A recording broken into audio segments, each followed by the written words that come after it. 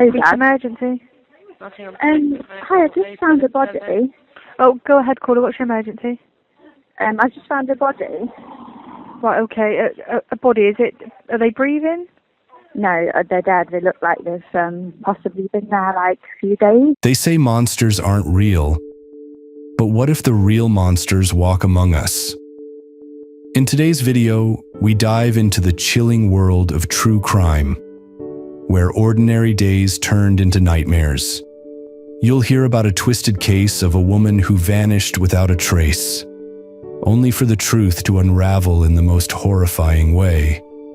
Then, there's the story of a quiet suburban home that held dark, unspeakable secrets, and the tale of a stranger whose seemingly random encounter became a brutal crime no one saw coming. Buckle up, because these stories are not for the faint of heart. Welcome to Truth or Scare, where we explore the darkest corners of reality. Let's begin.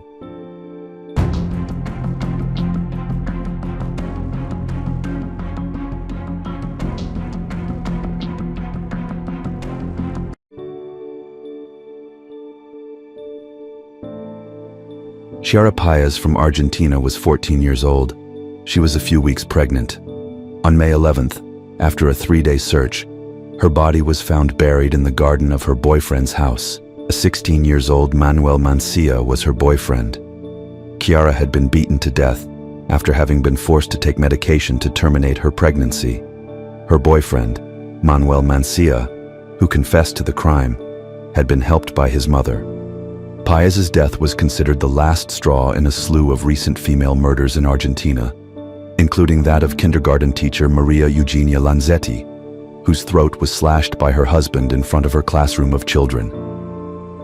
The body of Diana Garcia, 19, was found by the roadside. Her remains were inside a rubbish bag. The body of another young girl, Melina Romero, was found a few meters away from a waste processing plant last year. She had gone missing after celebrating her 17th birthday at a dance club. In another case, the body of Angelus Rawson, 16, was found inside a rubbish compacting machine. All were victims of gender violence, and the list goes on.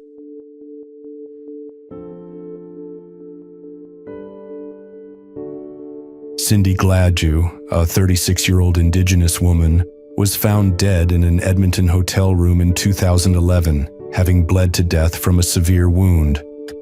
Her case drew national attention due to the treatment of her body during the trial and raised significant concerns about the justice system's treatment of Indigenous women. The accused, Bradley Barton, was acquitted in 2015, but a new trial was ordered by the Supreme Court of Canada. In 2021, Barton was convicted of manslaughter.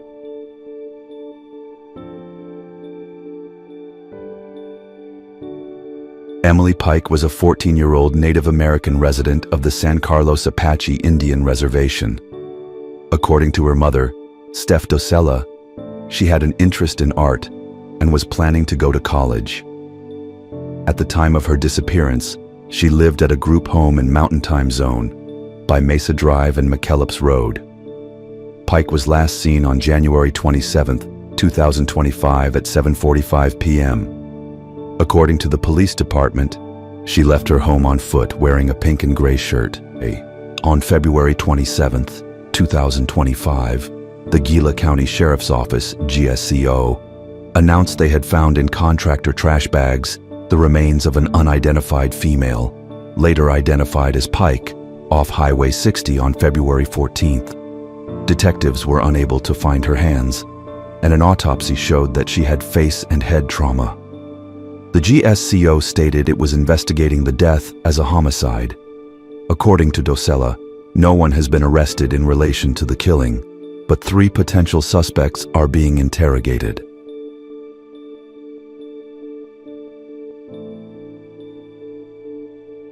Which emergency? Hi, I just found a body. Oh, go ahead, caller. What's your emergency? I just found a body. Right, okay. A body, is it? Are they breathing?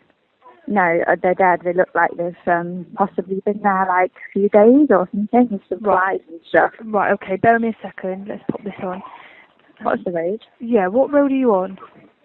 I'm in Salcombe. You're in Salcombe, sorry. Let me have a look. I can populate, hopefully, where you are. So, Bennett Road, are you quite near the harbour? We're up from North Sand Beach. Hang on, we'll just look at Google Maps. Oh, okay, yeah, so I can see North Sand Bay. Road. Bennett Road, yeah, you are on Bennett Road. In June 2021, Jemma Mitchell murdered her friend Mi Quen Chong in London. Mitchell decapitated Chong and transported her body over 200 miles to Devon, where it was discovered 2 weeks later. The motive was financial gain, as Mitchell had been pressuring Chong to invest in property repairs. Mitchell was convicted of murder in October 2022 and sentenced to life imprisonment with a minimum term of 34 years.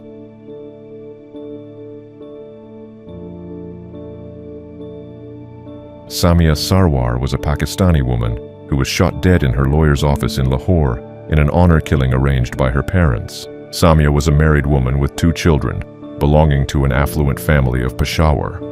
She had accused her husband, a cousin with whom she had an arranged marriage at 17, of marital abuse. She had been separated from him for several years, living at her parents' home with her children. She eventually filed for divorce after deciding to remarry an army officer, but faced strong opposition from her family. Sarwar then sought the help of Lahore-based sisters Asma Jahangir and Hina Jilani, who were well-known human rights lawyers. With money running short and no support forthcoming from relatives or others, either of money or shelter, Samia took refuge in Dastak, a shelter for women in Lahore. After being informed that Samia had taken refuge at Dastak, her mother sought permission to meet her and discuss matters with her. Samia's mother came to the meeting accompanied by a man whom she did not recognize. He was there ostensibly to chauffeur Samia's mother and to help her climb the stairs. Once they were inside the lawyer's office, the man pulled out a gun and shot Samia dead at point-blank range. Despite public protests and demonstrations, nobody received punishment for the crime. This is because the Pakistani Penal Code recognizes the Islamic practices of qisas and daya, where the next of kin of a victim can accept restitution and grant forgiveness to the culprit. In that case, the Pakistani state does not press charges even for otherwise cognizable offenses like murder. Samia's father, being her wali, or first-ranking kin, forgave the assassin and also his accomplice, being Samia's mother.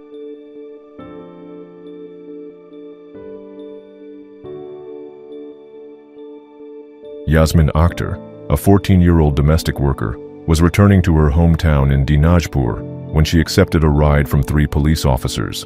Instead of ensuring her safety, the officers raped and murdered her, disposing of her body by the roadside. The incident sparked mass protests against police brutality and violence against women. The subsequent public outcry led to the arrest, trial, and execution of the involved officers, marking a significant moment in Bangladesh's fight against gender-based violence.